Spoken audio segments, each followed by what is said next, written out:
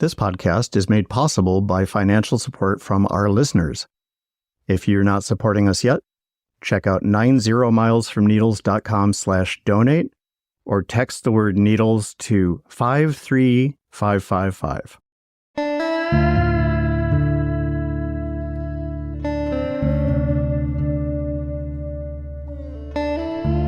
Think the deserts are barren wastelands? Think again. It's time for 90 Miles from Needles, the Desert Protection Podcast.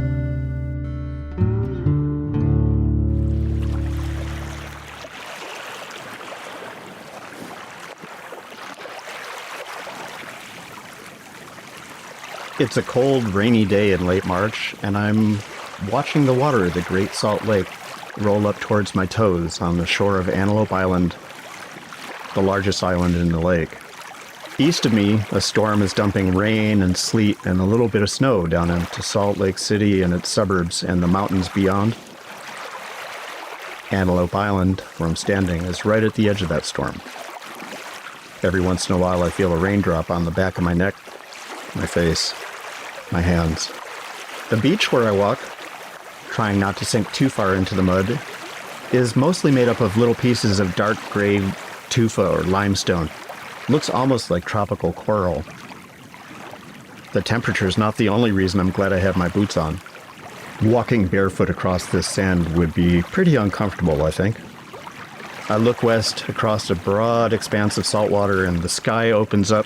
There's blue beyond, maybe 30 or 40 miles to my west, and there's an immense stretch of salt flat left behind by the Great Salt Lake's immediate ancestor, Lake Bonneville, one of a number of Ice Age lakes that once dotted the deserts of the Southwest.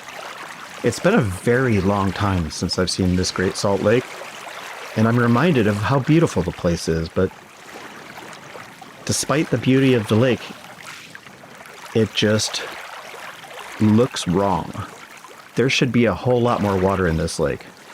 Where I'm standing should be 100 yards offshore. The shoreline I'm walking is 4,194 feet above sea level, give or take a couple of inches. That's a good 6 feet below the 4,200 level that has been identified as the absolute minimum lake level for the lake to survive into the future. In November 2022, which is not that long ago, the lake level dropped to a record low of 4,188 feet.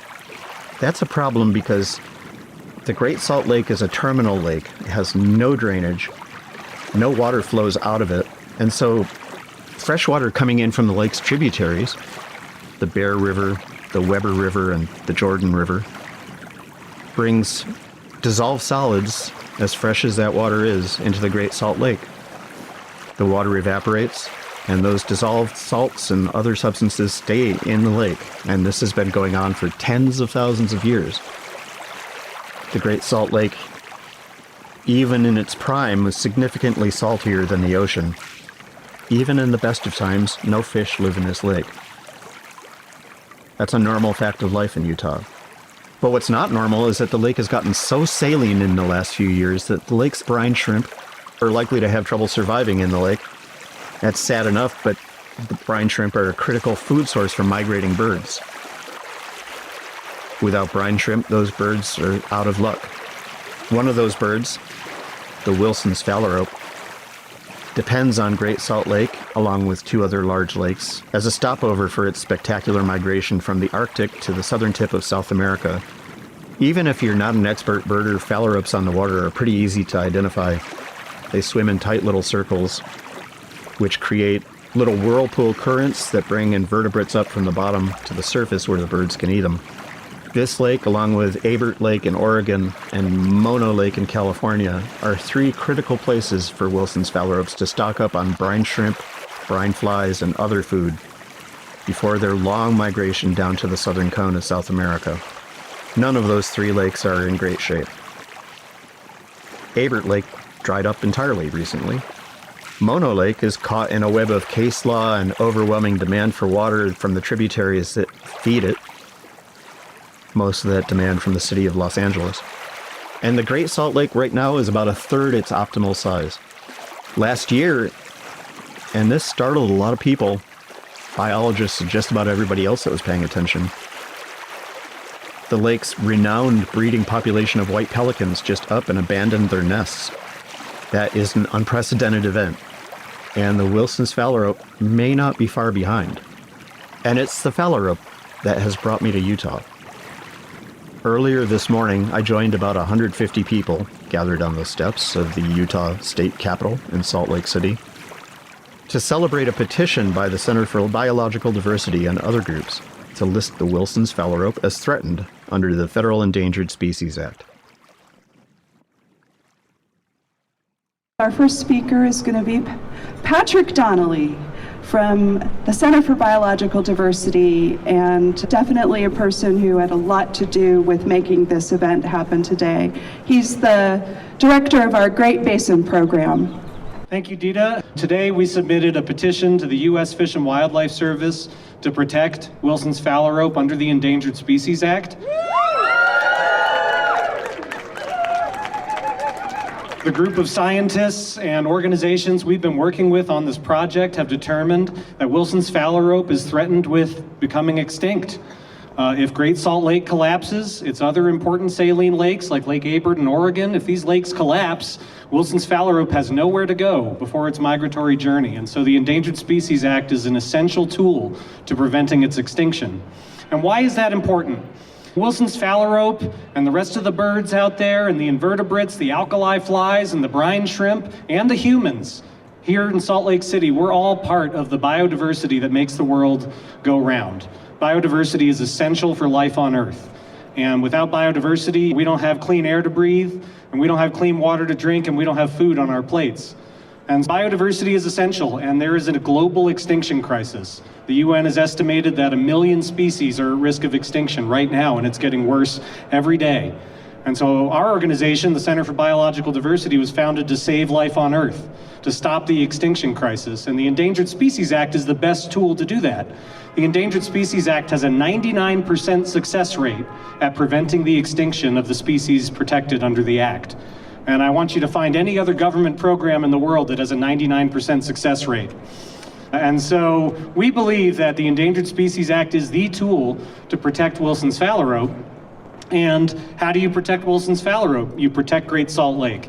You protect the water going into the lake. You raise those lake levels back to ecologically sustainable levels. That's how we save Wilson's Phalarope. And the Endangered Species Act is a tool that can help make that happen.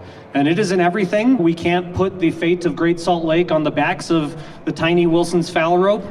But Wilson's Phalarope and its plight can help us get there. It can provide tools to get water to the lake, to prompt policymakers to take the actions necessary to save Wilson's Phalarope and save Great Salt Lake and save the other saline lakes around the Great Basin. And so we're really grateful to you all today for coming out and supporting this important petition. And we need to save Wilson's Phalarope, so let's use the Endangered Species Act to do it. Thank you.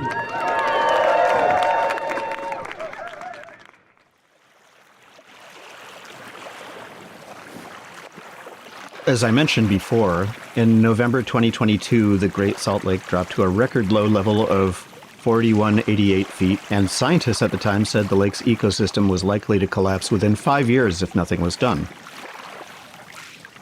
Now, in 2024, a year and a half after that low mark, Utah has seen a couple of wet winters with good snowpack, and that has helped the lake a little bit.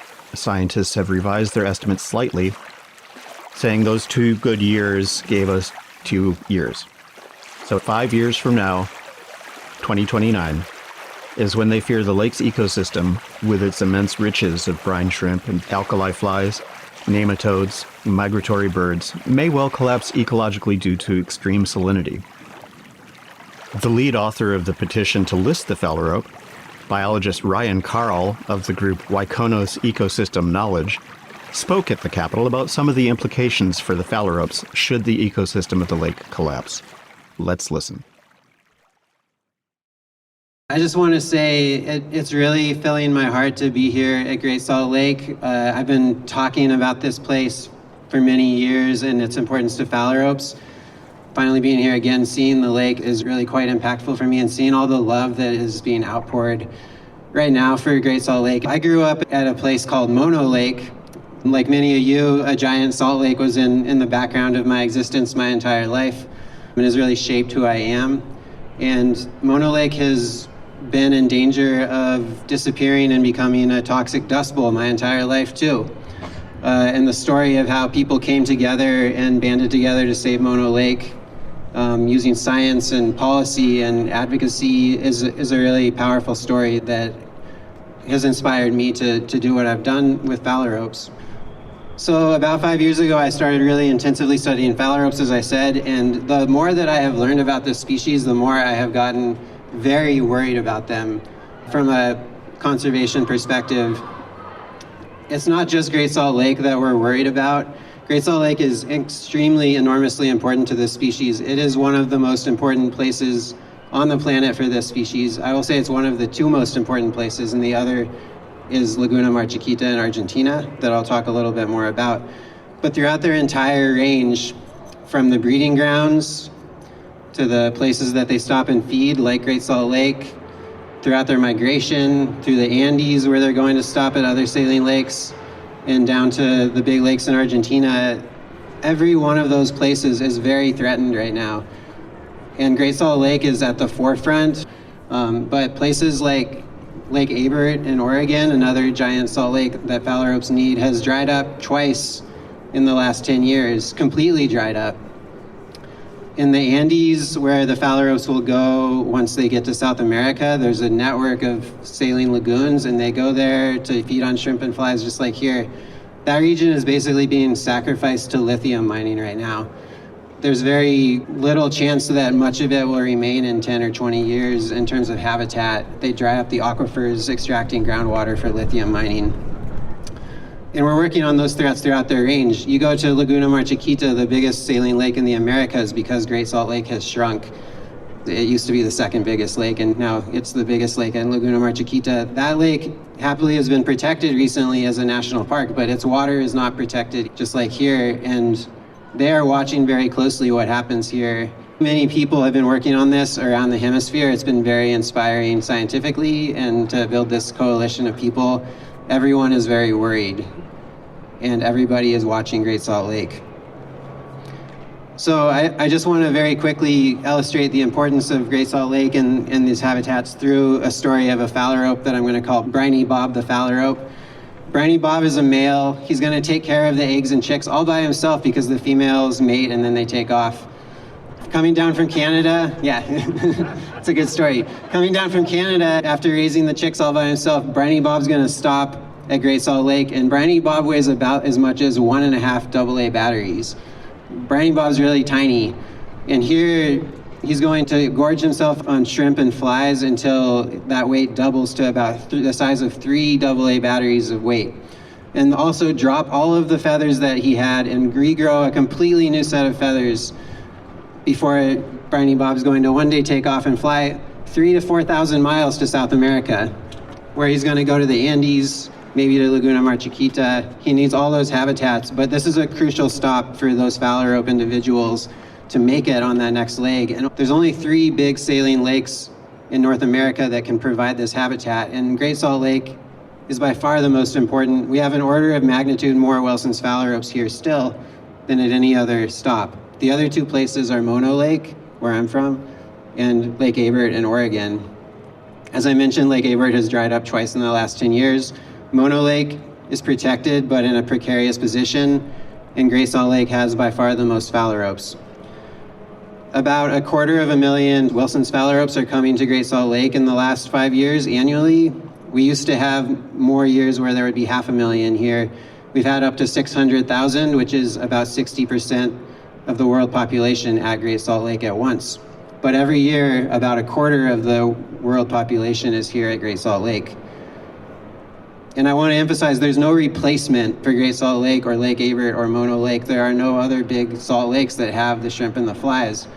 There's smaller places they sometimes go, but those places are even more threatened by climate change and water diversion because they're smaller.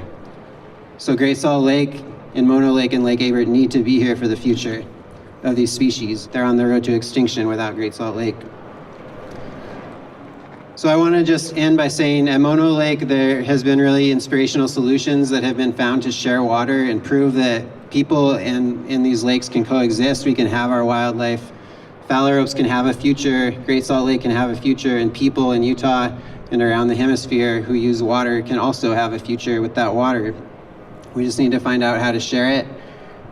And we need to do it now because Great Salt Lake is in trouble, as are many of these other places, and Phalaropes need us to act now in order to have a future for them. So thank you so much for being here and for all the outpouring of love, and thank you.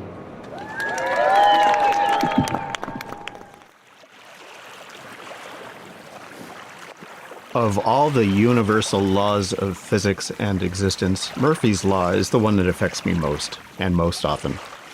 When I noticed that the batteries on my recorder were getting painfully low, I counted on there being a couple of minutes between speakers at the end of Ryan Carl's remarks to throw some new AA's into the recorder. And of course, the batteries that I grabbed and put in the recorder were also dead. So it took me an extra minute or two to find AA batteries weighing slightly more than a pre-feeding Wilson's Phalarope to throw into the recorder that were actually fully charged.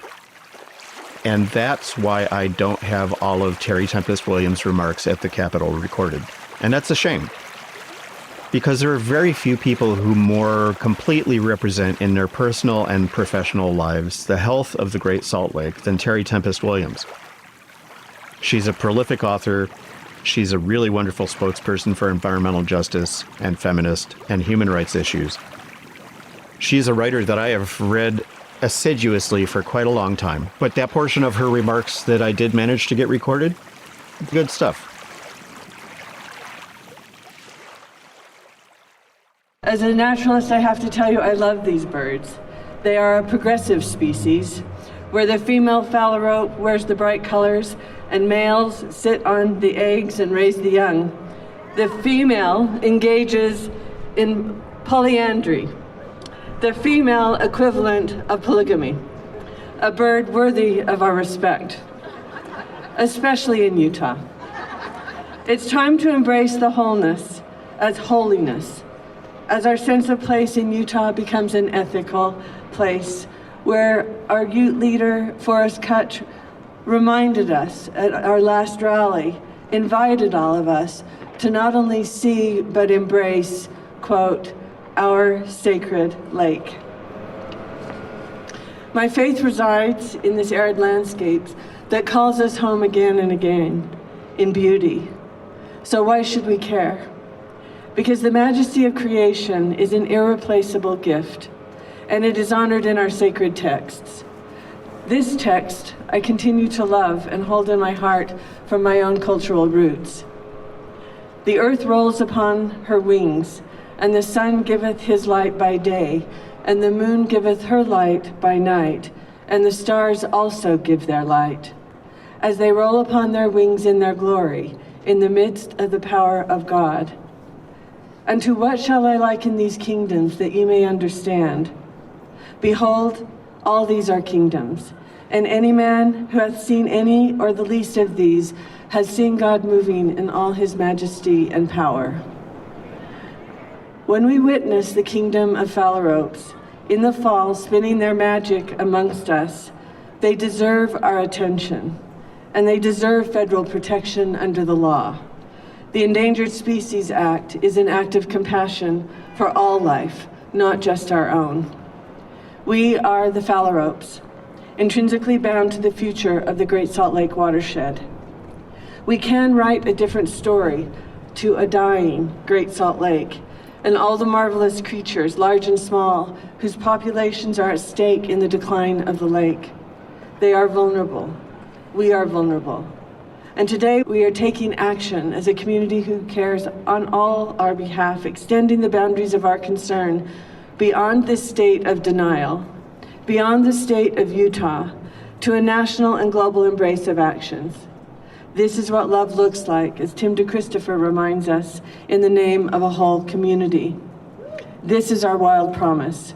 We can come together with restraint and responsibility, with a collective commitment to restore Great Salt Lake with a whole and healthy ecosystem with our whole beings. We are the Phalaropes. we too are a threatened species. Bless us all.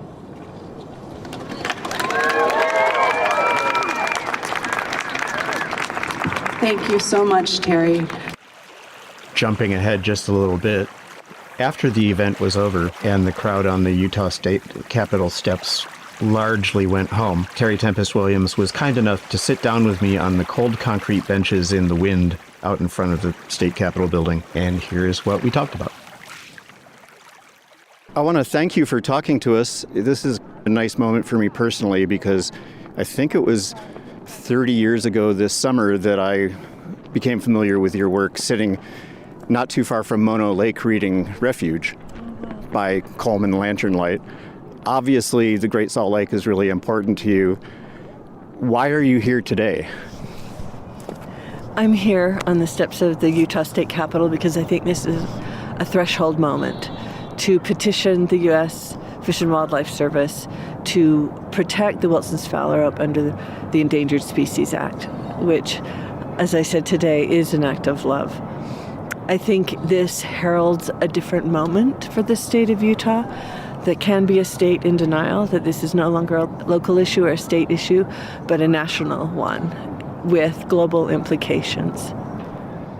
I'm wondering how the public is responding to this issue in Salt Lake or elsewhere in the state. Is there an increasing level of concern for the lake and support for its defenders, or is it going some other direction? Or? Utah's a very complex place, as you know, and I think there is a tremendous groundswell for the restoration of Great Salt Lake, but not enough. It won't surprise you that the water barons, are still looking at development. There's a movement to put a dam across Great Salt Lake and divide it to the south arm and the north arm, which is largely exposed now. The white pelicans left as a result. They've been there 12,500 years. Last year, June 29th, they left their nesting site of thousands of years. Industry has their concerns. The shrimpers have their concerns with the brine shrimp cooperative. I think there is a common ground that a healthy Great Salt Lake is a healthy population of brine shrimp, a healthy population of phalaropes, a healthy population of brine flies that feed, 12 million birds. But I think if you look at our lawmakers, to say they've been timid is kind. I think they've done very, very little on behalf of Great Salt Lake. I'm going to be critical. The czar of Great Salt Lake, the Great Salt Lake Commissioner, and our governor have said it's 30 years. I don't think we have 30 years. Ben Abbott, who's the lead scientist of the BYU report that came out in January of 2023, said as of last year we had 5 years. With these 2 large years of precipitation, he said it's maybe bought us 2. So we're looking at a crisis. And the Wilson's Phalaropes are threatened. So are we. We too are a threatened species. And my brother, Hank Tempest, who works on the edge of Great Salt Lake day in and day out, has 1 lung. And that's not an accident, and it's the short-term effects that are worrisome with the toxics, arsenic, etc., that are being blown up by the dust devils. I mean, I was just out at Great Salt Lake for 10 days with 15 students from the Harvard Divinity School for a pilgrimage to Great Salt Lake. 85-mile-per-hour winds. It's windy now, so this is not nothing. And as you know, the batting average, if we use sports metaphor, for saline lakes to recover after a certain point is 0. So what are the odds? Not great, but I also think Utah is always underestimated. And as you saw today, there's a lot of people who care, and there's a lot of religious leaders who care. Another concern I have is the Mormon Church. They could be doing so much more. Advocating for the lake over the pulpit at General Conference, for the masses. I mean, we're the Vatican. This is Rome for the Church of Jesus Christ of Latter-day Saints. They could be doing more with delivering water rights to Great Salt Lake. Another reason why the Endangered Species Act is important, because if the phalarope is listed by law, Utah will have to put water in the lake.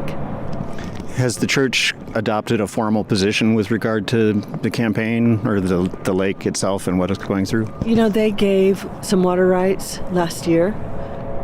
That was important. It was an important gesture that mattered.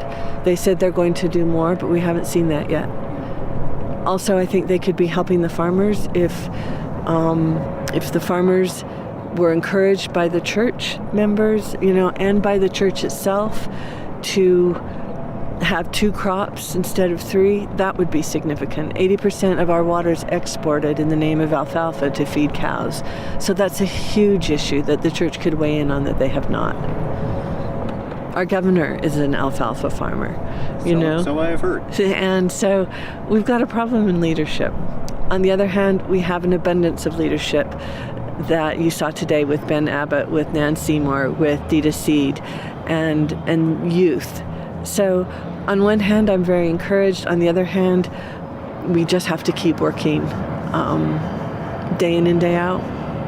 And the birds, to me, have always been the mediators of heaven and earth. That's a good segue into the last question I had, which is, you know, speaking as a writer, obviously Refuge talked about a very different process happening with the lake. But I wonder if you see a strong through line between your work then and your work here now. It's, you know, thank you for that question, Chris. It's everything to me. It's Great Salt Lake is my mother. You know, Great Salt Lake is a body of water in flood and a body of water in retreat. Grief and love are siblings. So I find myself, when I'm away from the lake, I feel the grief of the loss of her. And when I'm at the lake, I am overcome with joy. You know, and it was the same when my mother was dying. When I was with her, my heart was calmed. When I was away from her, I was terrified. And just having been out there last week for 10 days, you go to the North Arm out by the Spiral Jetty and it's a bloodletting. You know, the water's red from the halophiles, a bacteria that are, it's Greek for salt lovers, and it's the high salinity. You can taste it. And today I was talking about a whole lake, even holy. The lake is divided right now. It's divided by opinion, it's divided by salinity. And if you ask me what I really pray for, it's a lake that is whole, even holy, with Great Salt Lake seen as its own sovereign being. That's how I feel about our inland sea. Terry Tempest Williams, thanks for talking to 90 Miles from Needles. Thank you so much for your voice. I really appreciate it.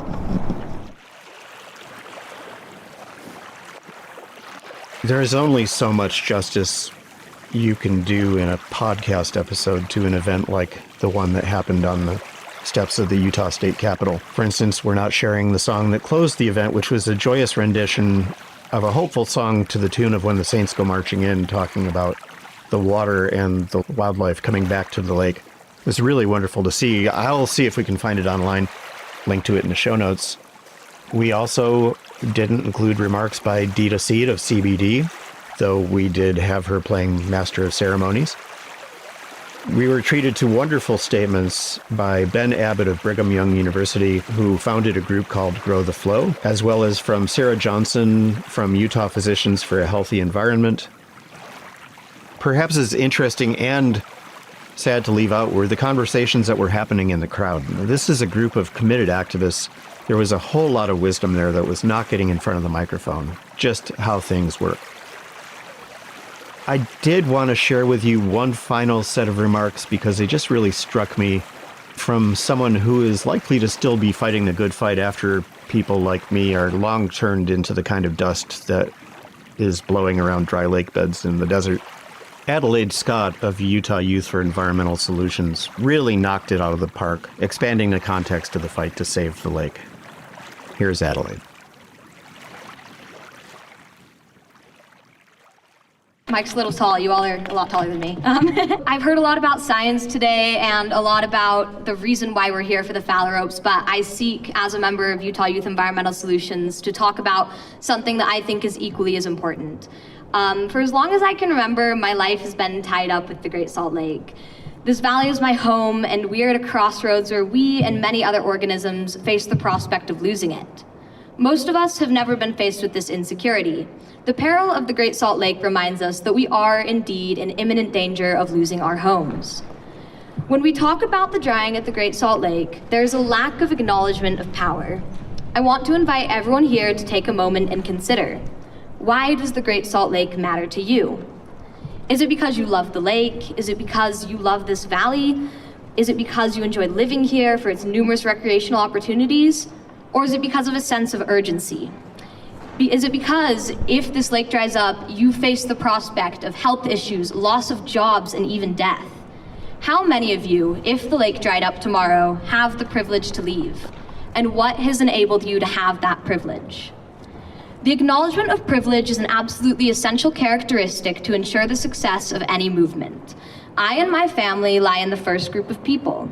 This valley is our home, and we choose to live here. But when faced with the danger of our lives, I know and must acknowledge that we have been given immense privilege and we would leave our home. I have privilege in the fact that I am here speaking to you today. It is undeniable that there's a sizable portion of people affected by the loss of the lake who are not being listened to. I can't speak for any of them, but I can tell you that this movement has a serious issue. We are intertwined with the idea that we have one narrative, when it is in fact incredibly complex. I will promise you right now, as a lover of science, that this is as much a social issue as it is a scientific one, and it will never be solved without the acknowledgement and the voices of everyone who is affected.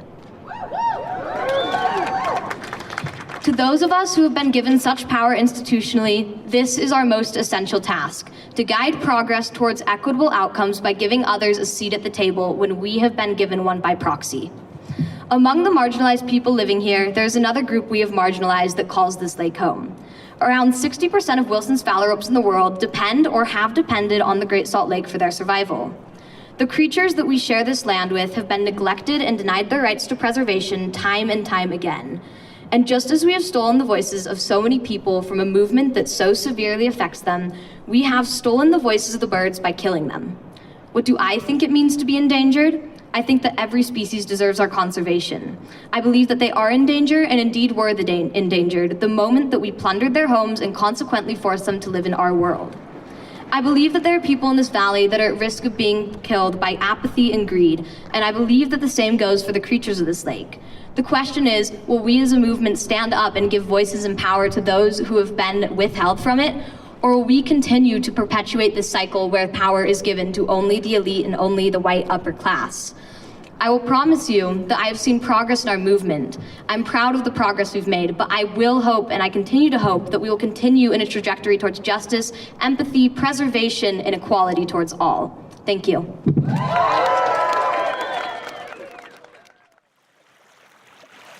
That about wraps up this very watery episode of 90 Miles from Needles, the Desert Protection Podcast. I have a number of people I'd like to thank, starting with Terry Tempest-Williams, with whom I greatly enjoyed conversation, whether the mic was hot or completely turned off.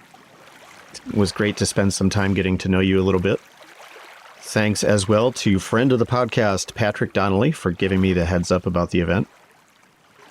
And to our donors for providing the resources necessary to get me up to Salt Lake and with some place to stay that wasn't a cardboard box on the sidewalk. It was a little cold in town.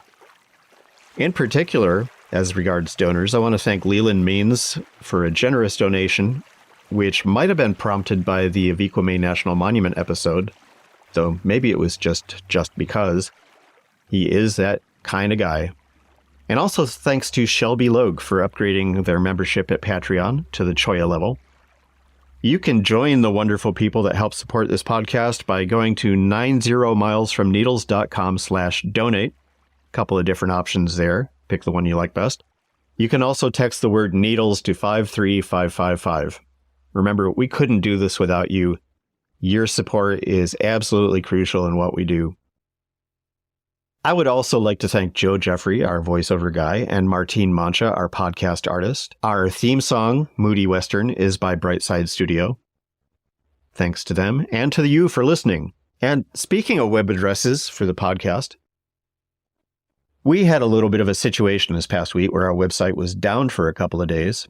Frustratingly, started while I was traveling back from Salt Lake City. It's back up now. Just took a little figuring, problem solving. I like a puzzle now and then. But this is as good an excuse as any to let you know about the website that belongs to the Desert Advocacy Media Network, home of 90 Miles from Needles. It's another place where you can catch every episode we put out. And that is at thedam.org, thedamn.org. I'm going to be taking a little bit of time to work out some of the snags in the new website. It's not perfect yet. As a result of that and a couple other things, including some family health stuff, there will not be an episode next week. April 9th is going to be an episode-free Tuesday. Look for another episode on April 16. I gotta say, in parting, my first image of the desert, the first part of the desert I ever saw, as a 6-year-old in the back of the turquoise Malibu station wagon in 1966, was of the Great Salt Lake and of the salt flats west of the lake. I have very clear memories of a motel we stayed at in Wendover, Utah, which was pretty much the classic 1960s desert motel with pastel blue and sort of salmon-y pink walls and furnishings, paper sanitized for your protection banner across the toilet seat. I don't think there was a soundtrack of Patsy Cline playing constantly in the motel room, but there should have been. Anyway, I am just really glad to have had a chance to see the lake again. And here's hoping that your grandkids, I'm not having any grandkids, but I'm hoping that your grandkids will be able to see the lake as well. And maybe I'll still be around and they can drive me because I'll be 193 years old. Thanks for listening, everybody. Take care of yourselves. The desert really needs you, and we will see you at the next watering hole. Take care.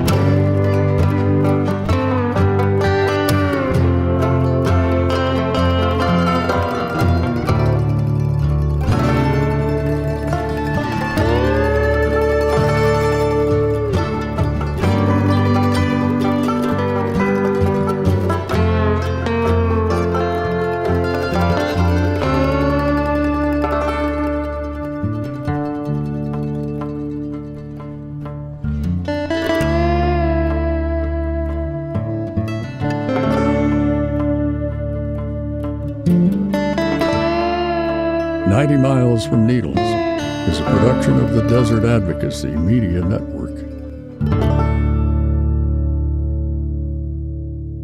Hi, thank you so much much for having us. I'm Sarah Woodbury, and I will be performing with my collaborator, Bryn Watkins, who you will see come in a Phalarope head in a moment.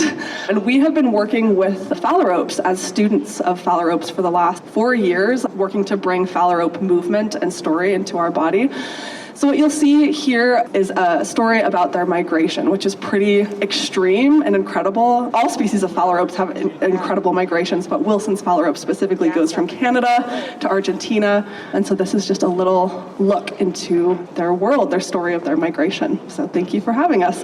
And it's called What Phalarope Saw.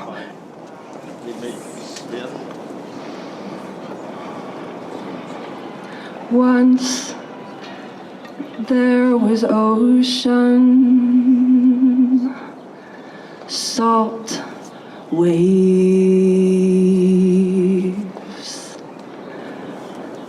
forever darkness plunging down, down into the world of lights and long teeth, and scales that turn like rainbows before sliding back into black.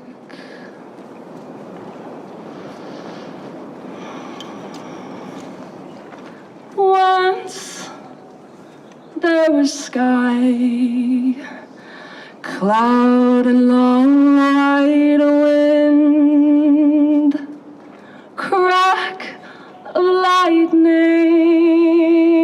and shimmer of rain against backs, drops rolling from wide wings, drops, little marble oceans falling down, back down to see who roils, shatters jewel offerings, keeps wings beating hard.